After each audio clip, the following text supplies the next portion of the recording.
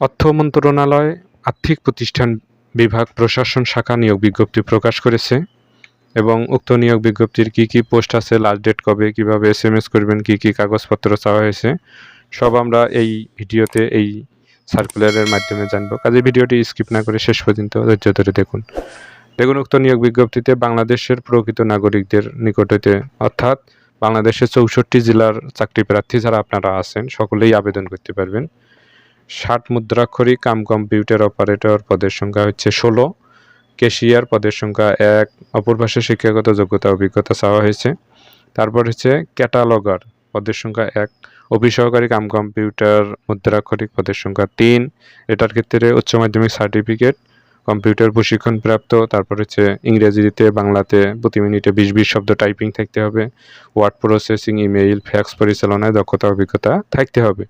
Office সহায়ক পদের সংখ্যা 10, মাধ্যমিক স্কুল সার্টিফিকেট SSC সমমান চাওয়া হয়েছে যেটা।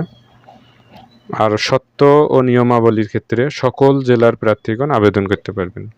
বাংলাদেশের 64 জেলার যারা চাকরি প্রার্থী আছেন সকলেই আবেদন করতে পারবেন এবং অবশ্যই বুঝে শুনে যাদের যোগ্যতা আছে সেই পোস্টেই আবেদন করতে হবে। অ্যাপ্লিকেশনের সময় ভুল করা যাবে না। সার্টিফিকেট মার্কশিট অনুযায়ী আপনাকে অ্যাপ্লিকেশন করতে হবে।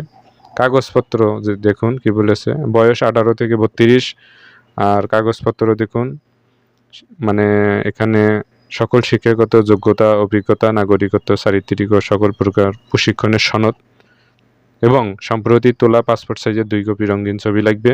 জাতীয় পরিচয়পত্র লাগবে অর্থাৎ NID কার্ড। তারপর হচ্ছে অ্যাপ্লিকেশন ফর্ম, অ্যাডমিট কার্ড এগুলো লাগবে।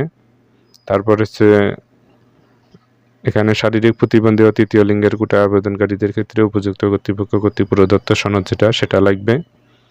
তো সার্কুলারে মানে যেটা কাগজপত্রের কথা বলা হয়েছে সেটাই লাগবে।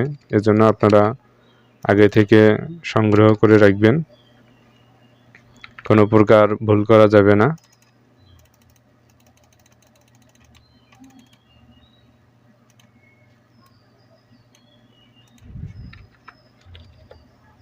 এখানে